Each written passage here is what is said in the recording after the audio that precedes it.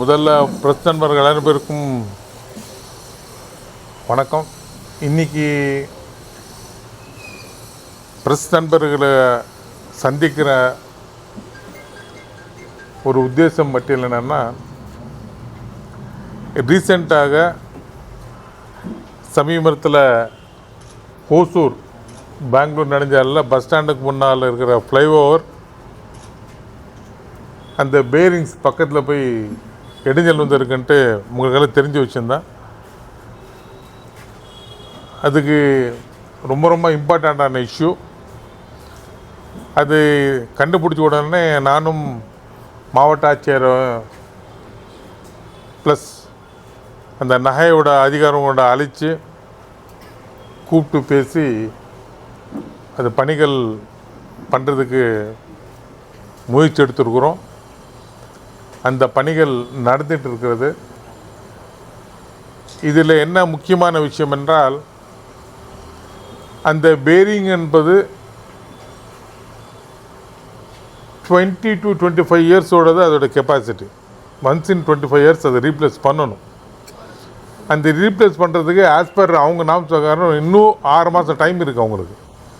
இன் meanwhile அந்த bearing பக்கத்தில் நவுந்து இருக்குது. அதோட பிரச்சனை தான் இன்றைக்கி நம்ம ஃபேஸ் பண்ணிருக்கிறோம்.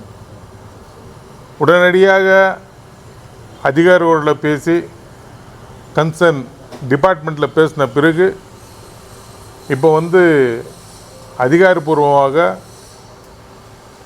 அந்த பேரிங் மேனுஃபேக்சர் பண்ணுறது செகண்டரி பேட் கொடுத்துருக்காங்க. ரப்பர் ப்ராடக்ட்ஸ் மேனுஃபேக்சர் அந்த இடத்துல ஆர்டர் கொடுத்துருக்காங்க. யார் இது பண்ணுறாங்க? யூஸ்வலாக இந்த மாதிரி பெரிய பெரிய பிரிட்ஜஸ் எல்லாம் சர்வீஸ் பண்ணுறதாகட்டும், ப்ராப்ளம் ஏதாவது ரெக்டிஃபை பண்ணுறது ஜென்ரலாக நம்ம சென்ட்ரல் கவர்மெண்ட்டை ஃபைனிக்ஸ் பிரஸ்டேட்டட் என்ற கம்பெனிக்கு நம்ம அலோகேட் பண்ணுறாங்க.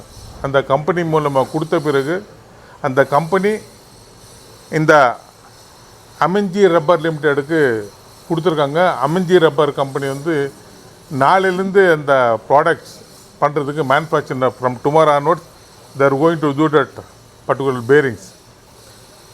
அந்த பேரிங்ஸ் பண்ணுறதுக்கு manufacturing time it will take 2 weeks. அந்த 2 weeks பேரிங்ஸ் பண்ண பிறகு ரீப்ளேஸ் பண்ணுறதுக்கு it will take another 1 week. So கிட்டத்தட்ட டோட்டலாக from tomorrow onwards max to max 4 weeks. இதில் 3 வீக்கில் பண்ணுறதுக்கு அதிகாரிகள் சரி மேனுஃபேக்சரிங் பண்ணிட்டு இருக்கிறோம். மிண்டியில் போனால் இன்னும் அடிஷ்னல் 1 week ஆகும். ஸோ வித்தின் 4 weeks அந்த problem will short out solve ஆகிடும். அதுவரை பொதுமக்களுக்கு ஒரு அன்பார்ந்த வேண்டுகோள், பொதுமக்களோட கோஆப்ரேஷன் இல்லாமல் ஒன்றுமே பண்ண முடியாது. நிறைய ப்ராப்ளம்ஸ் இருக்குது. டிராஃபிக் கன்ஜெஷன் நிறைய இருக்குது. தட் இந்த ஹைவேஸில் நடக்கிறதுனால.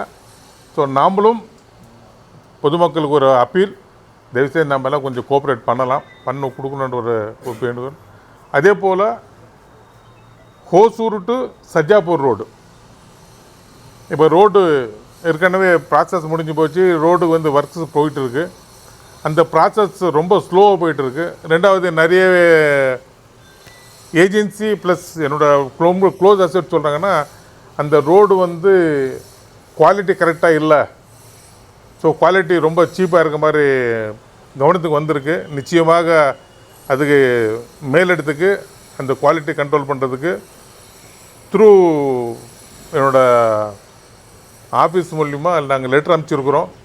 அது ஒரு காப்பியும் மாண்புமிகு திரு நிதின் கட்கரிஜிக்கு அனுப்பிச்சிருக்கோம். நிச்சயமாக மக்கள் யாரும் கவலைப்பட தேவையில்லை. நல்ல குவாலிட்டியோட ரோடு வர்றதுக்கு முயற்சி பண்ணிருக்கோம். ரோடு வந்துடும். அதே போல் நேற்று நானும் என்னோட சதர்ன் ரயில்வேயோட மெம்பர் திரு சின்னகுட்டாப்பா அவர்களும் மற்றும் காங்கிரஸ் பேரியை சேர்ந்த நண்பர்கள் சாதிக், நீலகண்டன், ரகு, சாதிக், அக்பர், நிறைய நம்ம நண்பர்கள்லாம் போனோம். போய் பார்த்து இன்ஸ்பெக்ஷன் போய் பண்ணணும். நிறைய கம்ப்ளைண்ட்ஸ் வந்த பிறகு போய் இன்ஸ்பெக்ட் பண்ண பார்க்கும்போது கிளமங்கத்தில் ஸ்டேஷன் ரொம்ப மோசமாக இருக்குது. ரொம்ப மோசம் means there is no vote express. Kilamangalam station தான் அப்படி இருக்கணுமான்ட்டு அதுக்கு முந்தி போய் ராயக்கோட்டை பார்த்தா ராயக்கோட்டை போலீஸ் ரயில்வே ஸ்டேஷன் இன்னும் மோசமாக இருக்குது.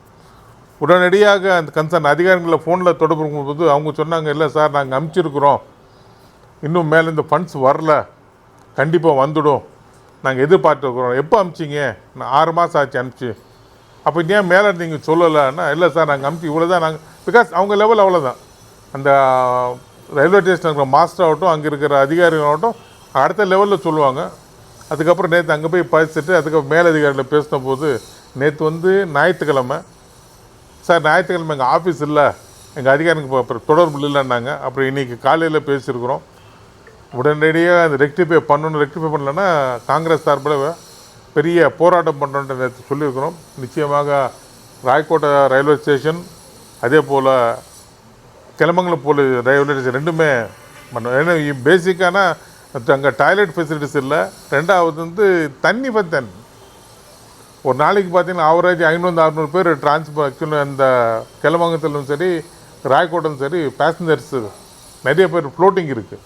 பட் இங்கே தண்ணி இல்லை. பட் அங்கே கிளமங்கல ஸ்டேஷனில் கேட்கும்போது ஸ்டேஷன் மாஸ்டர் ரொம்ப வருத்தப்பட்டு சொன்னார், இல்லை சார் இங்கே லேடிஸ் வராங்க வந்து டாய்லெட்டு அவங்க கேட்கும்போது எங்கள் டாய்லெட் கொடுத்து நாங்கள் உதவி பண்ணுறோம், அவ்வளோதான் அது அவங்க பண்ண முடியும். எங்கள் ஸ்டேஷன் மாஸ்டர் அதுதான் பண்ண முடியும். உடனடியாக அரசாங்கம் இதில் கவனத்தை செலுத்தி இருக்கிற ஸ்டேஷன்ஸில் நாங்கள் டெவலப் பண்ணணும். உடனடியாக toilet facilities as well as water drinking facilities இது பண்ணிட்டு மட்டும் இல்லாமல் மழை காலத்தில் நிற்கிறதுக்கு கிளமங்கலத்தில், வெயில் காலத்தில் நிற்கிறதுக்கு ஆக்சுவலி நம்ம வெயிட்டிங் ஹால் இல்லை, பஸ் மேலே ஷெல்டரே இல்லை. ஸோ உடனடியாக அந்த இடத்துல ஷெல்டர் பண்ணணும். அதே மாதிரி ராயக்கோட்டையில் வந்து பார்த்திங்கன்னா பிளாட்ஃபார்ம் நம்பர் 2 படும்போது பஸ் ஷெல்டர் இல்லை, மேலே நிழல் ஷெல்டர் இல்லை. நிழல் ஷெல்டர் கொண்டு வரணுன்ட்டு உங்கள் சார்பில் அதிகாரிகள் சொல்லி நாங்கள் உடனடியாக இன்றைக்கி லெட்ரு பண்ணுறோம். கன்சர்ன் அதிகாரி லெட்ரு கொடுத்து ஃபோனில் தொலைபேசியில் பேசியிருக்கிறோம். அப்புறம் 21ஆந்தேதிலேருந்து பார்லிமெண்ட் கூட்டத்தொடர் ஸ்டார்ட் ஆகுது. நிச்சயமாக பார்லிமெண்ட்டில் இந்த கவனத்துக்கு எடுத்து சொல்லி இந்த பிரச்சனை சால்வ் சொல்லிட்டு உங்களுக்கு சொல்ல கேட்டுருக்கேன். ஏதாச்சும் கேள்வி?